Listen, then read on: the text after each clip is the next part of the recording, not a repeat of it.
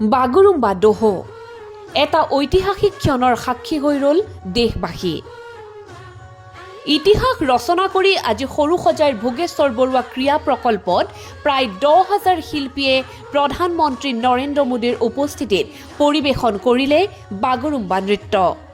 ভাৰতৰ চহকী লোক সংস্কৃতিৰ অন্যতম উপাদান এই বাগুৰুম্বা নৃত্য। বড়ো সমাজে আঁকোৱালি লোৱা বাগুৰুম্বা নৃত্য এতিয়া এক জীৱনশৈলীত পৰিণত হৈছে। অসম তথা সমগ্ৰ দেশৰ বাবে এই লোকনৃত্য এক গৌৰৱ। শনিবাৰে শিল্পী দিৱসৰ দিনা অসমৰ বিভিন্ন জিলা আৰু চুবুৰীয়া ৰাজ্যৰ লগতে নেপালৰ পৰাও অহা 10 সহস্ৰাধিক বড়ো শিল্পীয়ে পৰিৱেশন কৰিলে বাগুৰুম্বা নৃত্য।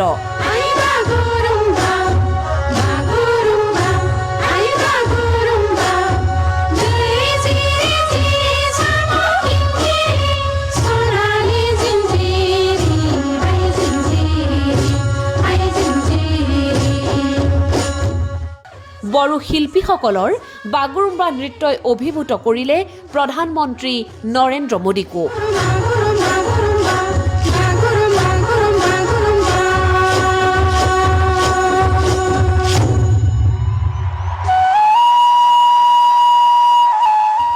অনুষ্ঠানৰ আৰম্ভণিতেই অসমৰ মুখ্যমন্ত্ৰী ডক্টৰ হিমন্ত বিশ্ব শৰ্মাই বিপুল হৰ্ষধ্বনিৰ মাজত প্ৰধানমন্ত্ৰীক এখন আৰণাই আৰু এখন এৰী চাদৰেৰে অভিনন্দন জনায়। সাংস্কৃতিক মন্ত্ৰী বিমল বৰাই তেওঁক সহযোগ কৰে।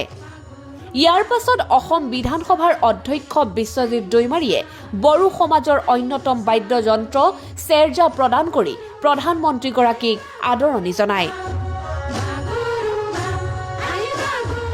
আনহাতে বিটিচিৰ মুখ্য কাৰ্যবাহী হাগ্ৰামা মহিলাৰীয়ে প্ৰধানমন্ত্ৰী মোদীক বডোফা উপেন্দ্ৰনাথ ব্ৰহ্মৰ প্ৰতিচ্ছবি এখন প্ৰদান কৰে। ইয়াৰ আগেয়ে প্ৰধানমন্ত্ৰী নৰেন্দ্ৰ মোদীয়ে ৰূপকোঁৱৰ জ্যোতিপ্ৰসাদ আগৰৱালাৰ প্ৰতিকৃতিত পুষ্পাঞ্জলি অৰ্পণ কৰি মহান শিল্পীগৰাকীক শ্ৰদ্ধা জনায়।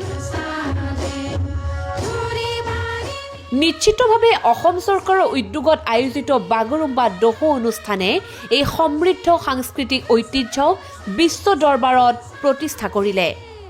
ইয়াৰ লগে লগে সৰুসজাইৰ ক্ৰীড়া প্ৰকল্পত সৃষ্টি হ'ল আন এক নতুন অভিলেখৰো।